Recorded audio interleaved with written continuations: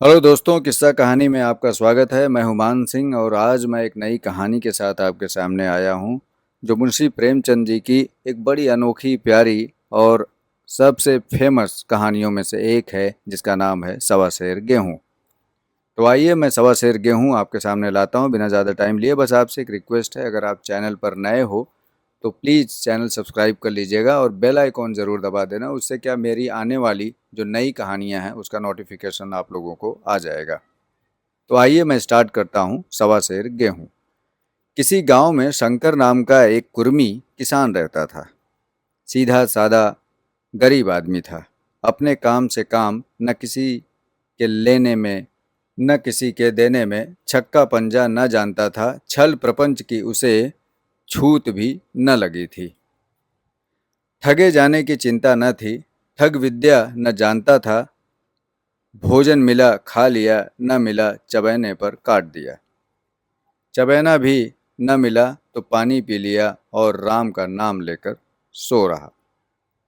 किंतु जब कोई अतिथि द्वार पर आ जाता था तो उसे इस निर्वित्र मार्ग का त्याग करना पड़ता था।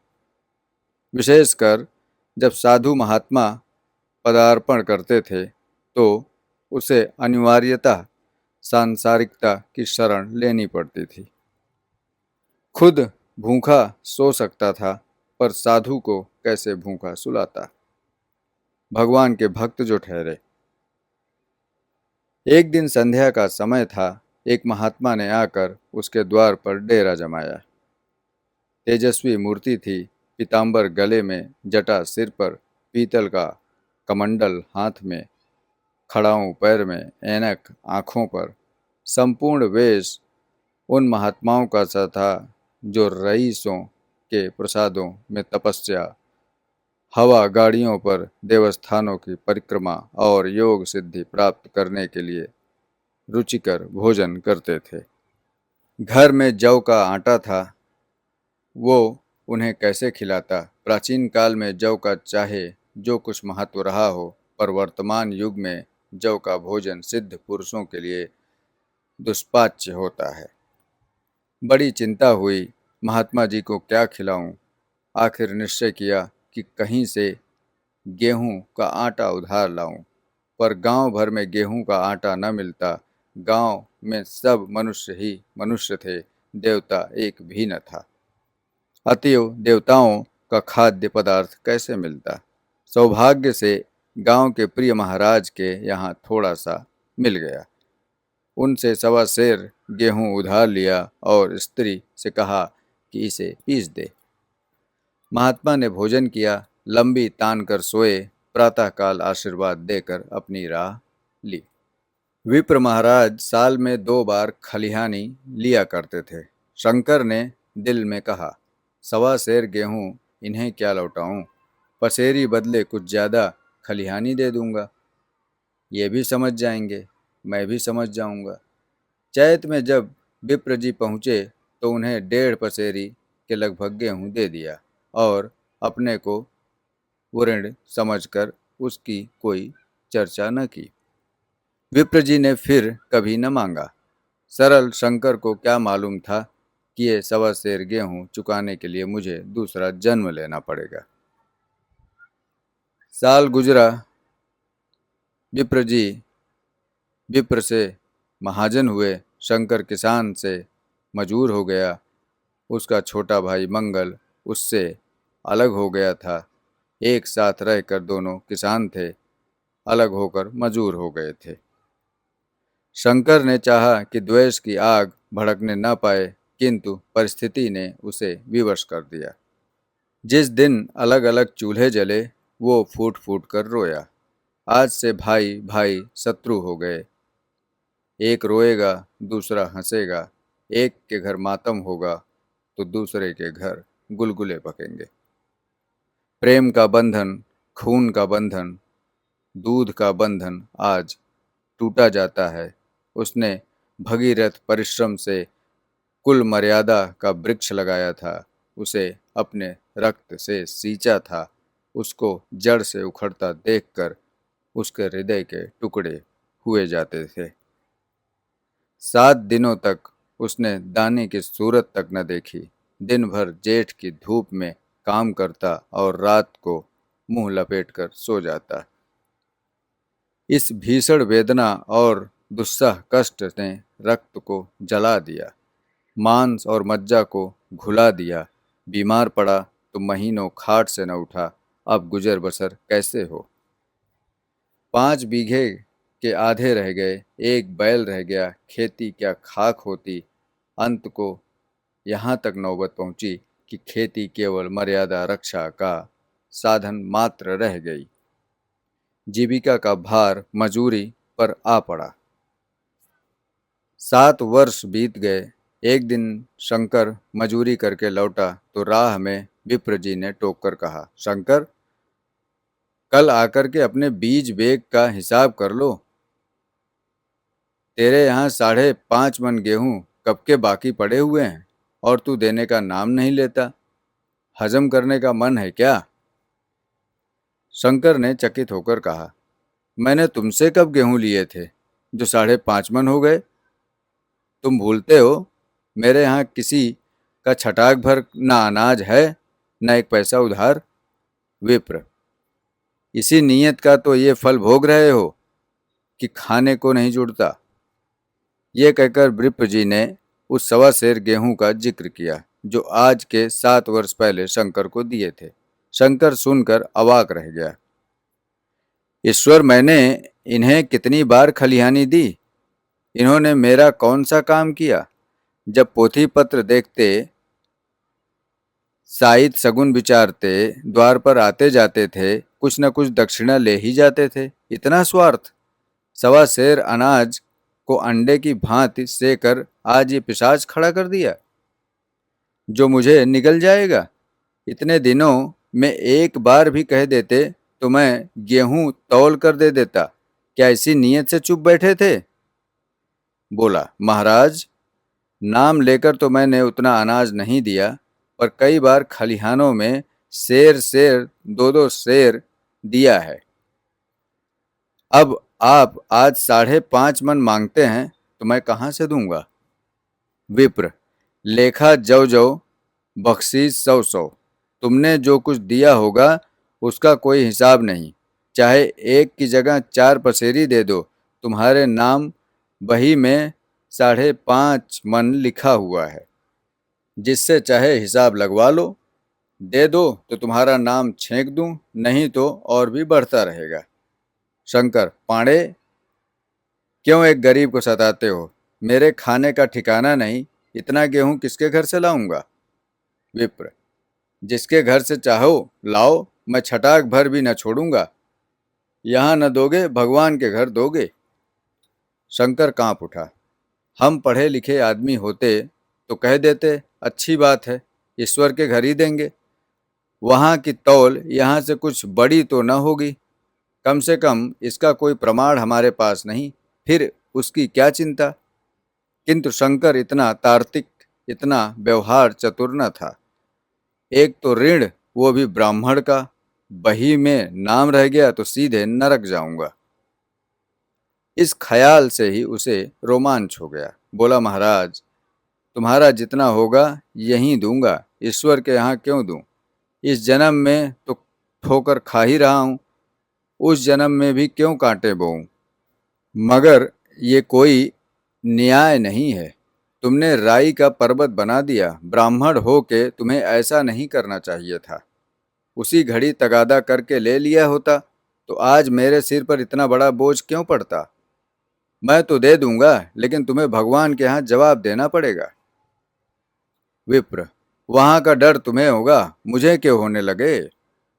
वहां तो सब अपने ही भाई बंधु हैं, ऋषि मुनि सब तो ब्राह्मण ही हैं, देवता ब्राह्मण हैं, जो कुछ बने बिगड़ेगी संभाल लेंगे।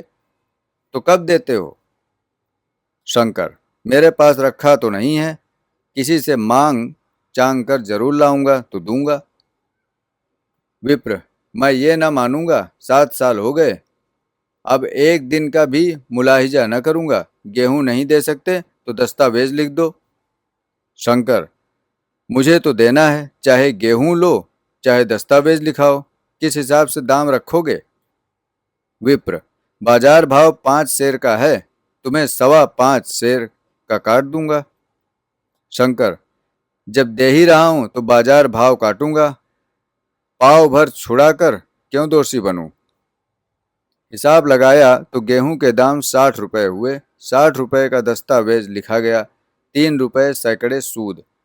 साल भर न देने पर सूद की दर 2.5 रुपए सैकड़े। 8 आने का स्टैंप, 4 आने दस्तावेज की तहरीर शंकर को ऊपर से देनी पड़ी। गांव भर ने विप्र जी की निंदा की, लेकिन मुंह पर नहीं, महाजन से सभी का काम पड़ता है, उसके मुंह कौन आए। शंकर ने साल भर तक कठिन तपस्या की। मियाद के पहले रुपए अदा करने का उसने व्रत सा कर लिया था। दोपहर को पहले भी चूल्हा न जलता था, चबेने पर बसर होती थी, अब वो भी बंद हुआ। केवल लड़के के लिए रात को रोटियां रख दी जाती, पैसे रोज का तंबाकू पी जाता था, यही एक व्यसन था जिसका वो भी न त्याग कर सका। अब वो व्यसन भी इस कठिन व्रत की भेंट हो गया। उसने चिलम पटक दी, हुक्का तोड़ दिया और तंबाकू की हांडी चूर चूर कर डाली। कपड़े पहले भी त्याग की चरम सीमा तक पहुंच चुके थे, अब वो प्रकृति की न्यूनतम रेखाओं में आबद्ध हो गए।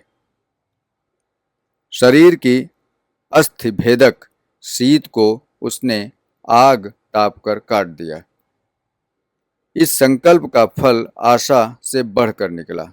साल के अंत में उसके पास 60 रुपए जमा हो गए।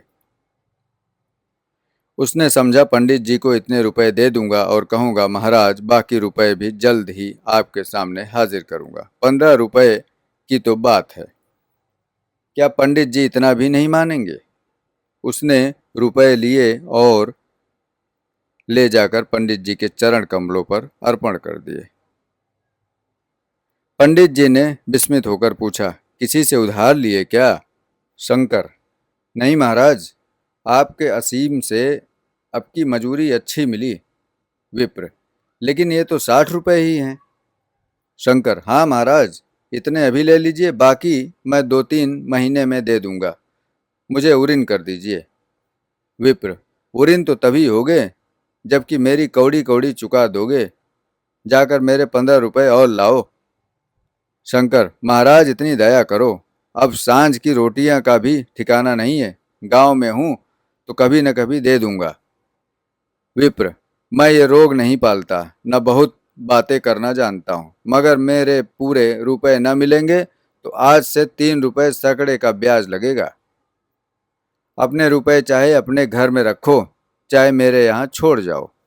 शंकर, अच्छा, जितना लाया हूँ उतना रख लीजिए, मैं जाता हूँ, कहीं से 15 रुपए और लाने की फिक्र करता हूँ। शंकर ने सारा गांव छान मारा, मगर किसी ने रुपए न दिए। इसलिए नहीं कि उसका विश्वास न था या किसी के पास रुपए न थे, बल्कि इसलिए कि पंडित जी के शिकार को छेड़ने की किसी की हिम्मत न थी। क्रिया के पश्चात प्रतिक्रिया नैसर्गिक नियम है। शंकर साल भर तक तपस्या करने पर भी जब ऋण से मुक्त होने में सफल न हो सका, तो उसका संयम निराशा के रूप में परिणित हो गया। उसने समझ लिया कि जब इतना कष्ट सहने पर भी साल भर में 60 रुपए से अधिक न जमा कर सका, तो अब कौन सा उपाय है जिसके द्वारा इसके दूने जमा हो। जब सिर पर ऋण का बोझ ही लादना है, तो क्या मन भर का और क्या सवा मन का। उसका उत्साह क्षीण हो गया, मेहनत से घृणा हो गई। आशा उत्साह की जननी है, आशा में तेज है, बल है, जीवन है। आशा ही संसार की संचालक शक्ति है। संसार आशाहीन होकर उदासीन हो गया। वो जरूरतें जिनको उसने साल भर तक टाल रखा था, अब द्वार पर खड़ी होने वाली भिखारिणी न थी, बल्कि छाती पर सवार होने वाली पिशाचिनी थी, जो अपनी भेंट लिए बिना जान नहीं छोड़ती। कपड़ों में चकत्तियों के लगने की भी एक सीमा होती है। अब शंकर कभी खाने की कोई वस्तु जहाँ पहले तमाकू ही पी लिया करता था, वहाँ अब गांजे और चरस का चस्का भी लगा। उसे अब रुपए अदा करने की कोई चिंता न थी, मानो उसके सिर पर किसी का एक पैसा भी नहीं आता। पहले जूड़ी चढ़ी होती थी, पर वो काम करने अवश्य जाता था, पर अब काम पर न जाने के लिए बहाना खोजा करता था। इस भांति 3 वर्ष निकल गए। विप्र जी महाराज ने एक बार भी तकाजा न किया। वो चतुर शिकारी की भांति अचूक निशाना लगाना चाहते थे। पहले से शिकार को चौंकाना उनकी नीति के विरुद्ध था। एक दिन पंडित जी ने शंकर को बुलाकर हिसाब दिखाया। 60 रुपए जो जमा थे वो मिन्हा करके, पर अब भी शंकर के जिम्मे 120 रुपए निकले। शंकर, इतने रुपए तो मैं उसी जन्म में दूंगा, इस जन्म में नहीं दे पाऊंगा। विप्र, मैं इसी जन्म में लूंगा, मूल न सही, सूद तो देना ही पड़ेगा। शंकर, एक बैल है, वो ले लीजिए, और मेरे पास रखा ही क्या है। विप्र, मुझे बैल बधिया लेकर क्या करना है, मुझे देने को तुम्हारे पास बहुत कुछ है। और क्या है महाराज। विप्र, कुछ है, तुम तो हो, आखिर तुम भी कहीं मजूरी करने जाते ही हो। मुझे भी खेती के लिए मजूर रखना ही पड़ता है। सूद में तुम हमारे यहाँ काम किया करो, जब सुविधा हो तो मूल दे देना। सच तो यूँ है कि अब तुम किसी दूसरी जगह काम करने भी नहीं जा सकते, जब तक मेरे रुपए नहीं चुका दो। तुम्हारे पास कोई जायदाद नहीं है, इतनी बड़ी गठरी मैं किस एतबार पर छोड़ दूँ। कौन इसका जिम्मा लेगा कि तुम मुझे महीने महीने सूद देते जाओगे, और कहीं कमाकर जब तुम मुझे सूद भी न दे सकोगे तो मूल की कौन कहे। शंकर, महाराज, सूद में तो काम करूंगा और खाऊंगा क्या। विप्र, तुम्हारी घरवाली है, लड़के हैं, क्या वे हाथ पांव कटा के बैठे हैं। रहा मैं, तुम्हें आधा सेर जौ रोज कलेवा के लिए दे दिया करूंगा।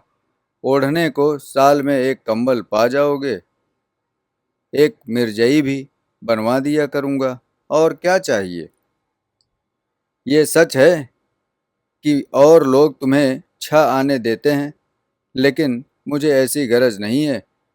मैं तो तुम्हें रुपए भरने के लिए रखता हूँ।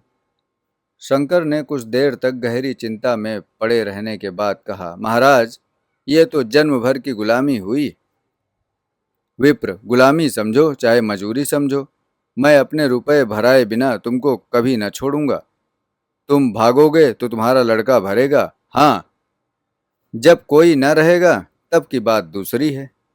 इस निर्णय को कहीं अपील न थी। मजूर की जमानत कौन करता, कहीं शरण भी न थी, भाग कर कहाँ जाता। दूसरे दिन से उसने विप्र जी के यहाँ काम करना शुरू कर दिया। 1.25 सेर गेहूं की बदौलत उम्र भर के लिए गुलामी की बेड़ी पैरों में डालनी पड़ी। उस अभागे को अब अगर किसी विचार में संतोष होता था तो ये था कि वो मेरे पूर्व जन्म का संस्कार है। स्त्री को वे काम करने पड़ते थे जो उसने कभी न किए थे। बच्चे दानों को तरसते थे, लेकिन शंकर चुपचाप देखने के सिवा और कुछ न कर सकता था। वो गेहूं के दाने किसी देवता के शाप की भांति यावज्जीवन उसके सिर से न उतरे। शंकर ने विप्र के यहाँ 20 वर्ष तक गुलामी करने के बाद इस दुस्सार संसार से प्रस्थान किया। 120 अभी तक उसके सिर पर सवार थे।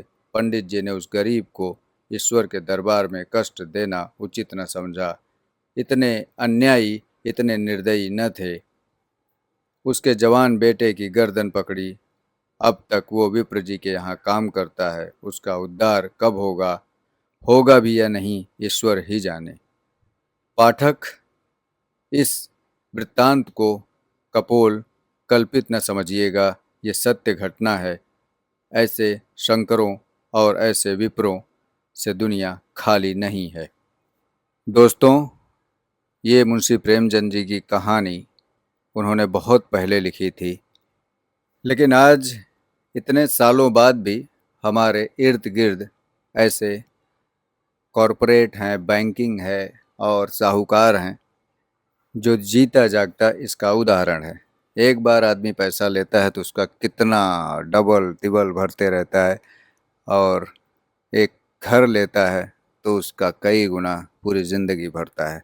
तो आप लोगों को ये कहानी कैसी लगी, जो मुंशी प्रेमचंद जी ने आज से कई साल पहले लिख दिया था और आज तक वो चलते आ रहा है? कमेंट बॉक्स में ज़रूर बताइएगा। ख्याल रखिए अपना और अपनों का। मिलते हैं अगली कहानी में। धन्यवाद।